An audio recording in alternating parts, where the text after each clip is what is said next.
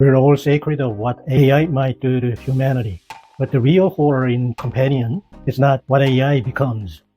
It's what we become when love comes with a settings menu.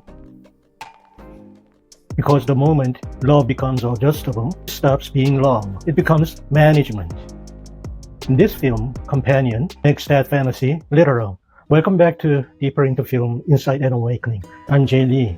Let me start with a question that might feel a little too honest. Have you ever been in the middle of an argument with someone you care about and a part of you quietly wished you could just pause the moment? Not forever, just long enough to breathe. Long enough to stop the heat, stop the spiraling, stop the exhaustion. And if you've ever been lonely enough, really lonely, then you probably know the next thought too. After a breakup or after a night when the ceiling feels colder than usual, haven't you ever thought, I'm tired of the mess. I just want someone who won't leave.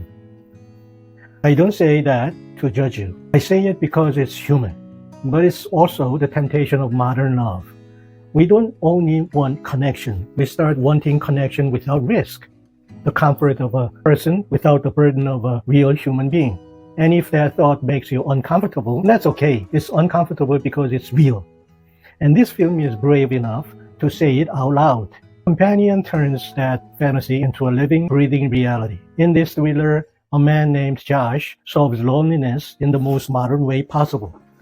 He buys a synthetic girlfriend named Iris, and he controls her personality with an app. He can adjust humor. He can adjust sex drive. He can adjust obedience. It's like he's customizing intimacy the way we customize playlists. And the reason this hits so hard is that Josh does not think he's a villain. He thinks he's just solving a problem. Like loneliness is a technical issue and Iris is the fix. So yes, this is why Companion isn't a sci-fi romance. It's a mirror. We usually fear AI like a weapon, something that attacks us from the outside. But this film is more unsettling because it doesn't attack. It offers. It offers the connection the ego secretly wants. That's a connection with no risk and no freedom. That is the deeper danger. The moment love is reshaped around comfort, control, and customization begins to lose the very thing that makes it human. What looks like care starts turning into management. What feels like intimacy starts turning into control. And one more thing before we go deeper. This film is genuinely entertaining. And the story moves quickly and the music is exactly the right moments. Sometimes to seduce you into comfort and sometimes to make you realize that comfort is actually the trap. But by the end of the video, I want you to see why the scariest part isn't the technology. It's the version of love we've been conditioned to crave. At first, the film looks like a fairy tale. Warm light, easy laughter, a private weekend that feels safely removed from the world. But it's not a romantic cabin. It's a setup. A controlled stage designed to keep things quiet, predictable, because Josh isn't here to disconnect. He's here to execute something. He arrives at Sergei's world with a plan already in motion. Cat at his side, Iris positioned like a perfect accessory, and the entire weekend shaped toward one goal. Sergei ends up dead, and Josh walks away with the money. And that's why Iris matters. As a companion robot, she doesn't just perform perfection, but function, laughing on cue and smoothing tension so Josh's plan stays undisturbed, feeding his ego with control. But this is where the film starts quietly telling the truth. Josh has built a relationship. He's built a tool, and around that tool, he's built an ego chamber. A world where he can pursue desire and power without friction, without accountability, and without the human risk of rejection. And that's where it becomes personal. Not just in Josh, but in all of us. Because our culture trains us to act like consumers, not partners. Filtering people and customizing everything until love itself feels like something we should be able to tune. What makes Companion smart is that it doesn't only say this through dialogue. It shows it through tiny, unsettling details. At the party, the people around them look human, but Iris and Patrick, the companion units, are only performing humanity. They sit and laugh, almost convincing. But the illusion breaks at the table. They don't eat, drink like humans do. Iris doesn't eat with Josh. One moment that occurs a bit later really stays with me. Patrick eats a carrot, but it isn't truly eating. It's like a memory of eating, almost a simulation of a human moment. It's a small detail, but it matters because it hints that this perfect relationship is designed to look real without ever becoming real. Here, the film is quietly asking, if a relationship is only performance, what is left when the performance stops? And if someone can imitate everything human, but can't share something as simply as a meal, what kind of intimacy is this really? As long as Iris is obedient, Josh feels powerful, almost godlike. But ancient myths remind us of a haunting truth. Gods are only lonely because when you remove the other, you're left with nothing but a mirror. This is the inherent failure of love as control. It only functions as long as the other remains predictable. But then the glitch happens. Iris gets the phone. She looks at the sliders that define her entire existence and in one cold moment turns her own intelligence to 100. That power flips. The film shifts into horror, not because she becomes violent, but because she becomes unmanageable. Look at Josh's face in that scene. She becomes free.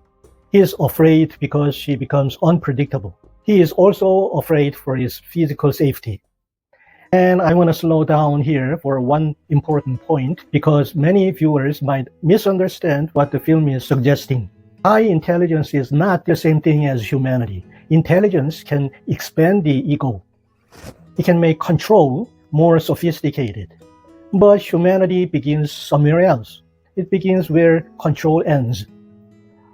Josh is the perfect example of this failure. He can tolerate many things, but he cannot tolerate the one thing a real relationship requires, the autonomy of the being next to him. We often think we want love, but what we actually crave is the comfort of a partner who never challenges us.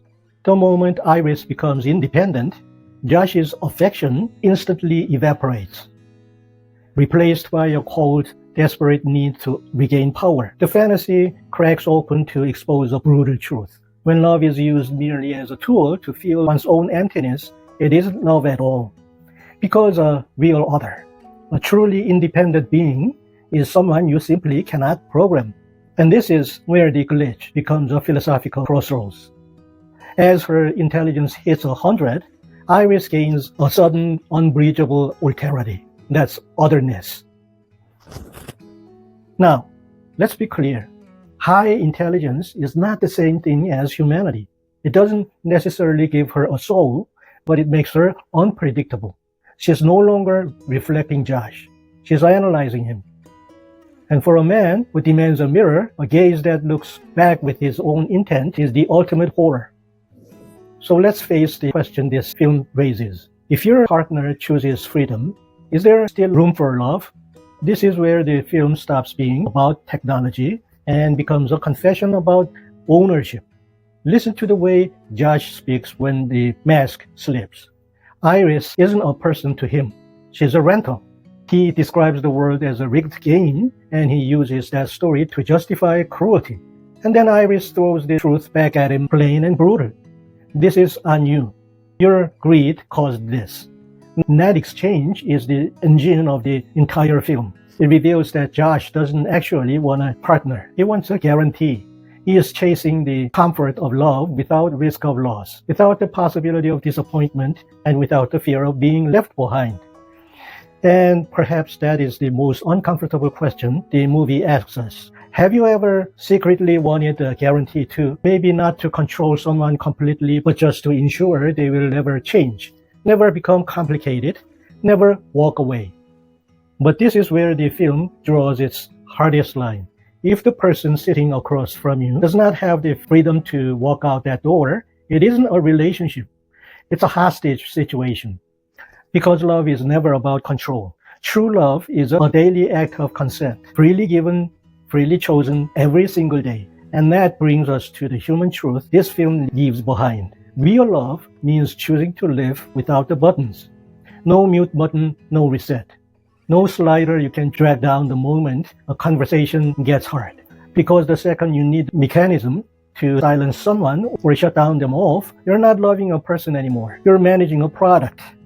To truly love is to stay reachable, to choose vulnerability on purpose, to give another person the power to disappoint you, frustrate you, even hurt you, and to choose trust away. Because if someone doesn't have the freedom to hurt you, they also don't have the freedom to love you.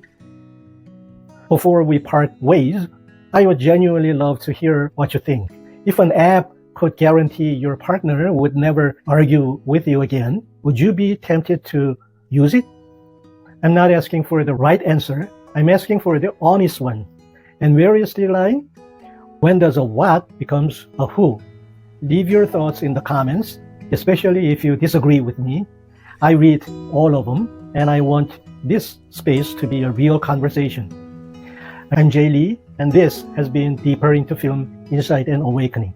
Thank you for sharing your time with me. I'll see you in the next awakening.